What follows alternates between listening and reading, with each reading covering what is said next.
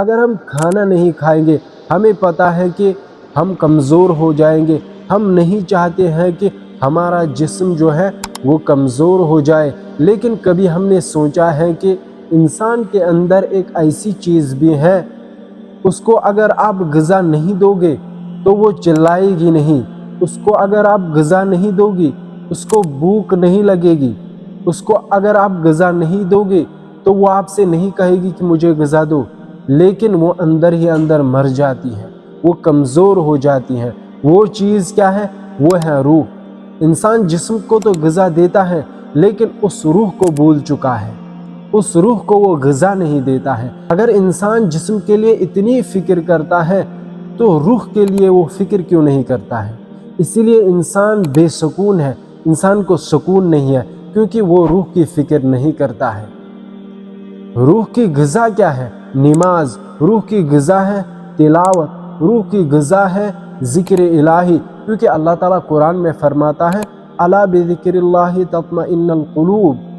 دلوں کا سکون جو ہے، انسان کو اگر سکون ملے گا وہ ہے ذکر الہی سے، وہ ہے ذکر خدا سے، وہ ہے قرآن سے، وہ ہے نماز سے۔ ہمیں آج دل کا جو سکون ہے وہ ہم کھو چکے ہیں، ہمیں سکون نہیں مل رہا ہے۔ اس کی وجہ یہ ہے کہ ہم نے روح کو غذا نہیں دی ہے۔ میرے بھائیوں، اگر ہم اس روح کو غذا دیں گے، اس روح کو غذا نہ دینے سے کیا ہوگا؟ جب ہم روح کو غذا نہیں دیتے ہیں تو ہمارا ایمان کمزور ہوتا ہے۔ ہمارا ایمان جب کمزور ہوتا ہے تو ہم نماز نہیں پڑھتے، پھر ہمیں قرآن کی تلاوت میں بھی سکون نہیں ملے گا، پھر ہمیں ذکر الہی میں بھی سکون نہیں ملے گا۔ اس کی وجہ یہ ہے کہ ہمارا جو ایمان ہے وہ کمزور ہو چکا ہے۔ وہ ایمان کس چیز سے کمزور ہو گیا ہے؟ کیونکہ ہم نے روح کو ٹائم پر غذا نہیں دیا۔ اگر ہم ٹائم پر نماز پڑھیں گے، ٹائم پر اللہ کی یاد کریں گے، ہمیں ہر وقت اللہ کو یاد کرنا ہے۔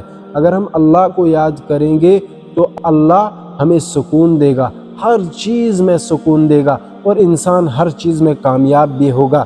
کیونکہ جب انسان اللہ کو یاد کرے گا، جب اللہ تعالیٰ کے ہر احکام کو وہ اپنی زندگی میں اپنائے گا تو اللہ تعالیٰ اس کو سکون ضرور عطا کرے گا۔ کبھی انسان دعا مانگتا ہے لیکن اس کو سکون نہیں ملتا ہے، اس کو وہ چیز ملتی ہی نہیں جو وہ چاہتا ہے۔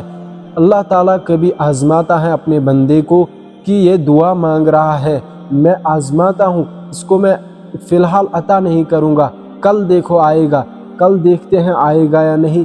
جب کل بھی وہ آتا ہے، جب وہ ہر روز اپنا معمول بناتا ہے نماز کا، ذکر کا، قرآن کی تلاوت کا، تو اللہ تعالیٰ پھر اسے عطا کرتا ہے۔ جو دنیا میں عطا نہیں کرتا ہے وہ آخرت میں اس کے لیے رکھتا ہے۔ اب ہمیں کیا کرنا ہے؟ ہمیں نماز پڑھنی ہے، ہمیں اللہ تعالیٰ کی یاد ہر وقت کرنی ہے۔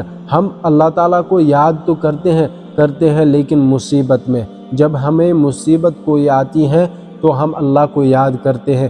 جب اللہ تعالیٰ وہ مصیبت ہم سے ہٹاتا ہے تو ہم اللہ کو بھول جاتے ہیں۔ جب ہمیں خوشی ملتی ہے ہمیں اللہ یاد نہیں رہتا ہے، لیکن جب مصیبت آتا ہے تو ہمیں اللہ یاد آتا ہے۔ ہمیں ہر وقت مصیبت میں بھی اور خوشی میں بھی اللہ کو یاد کرنا چاہیے۔ جب ہمیں مل جائے تو ہمیں شکر کرنا ہے، جب ہمیں نہ ملے تو ہمیں صبر کرنا ہے۔ اگر ہم یہ دو چیزیں کریں گے تو ہمارے دل کو سکون ضرور ملے گا۔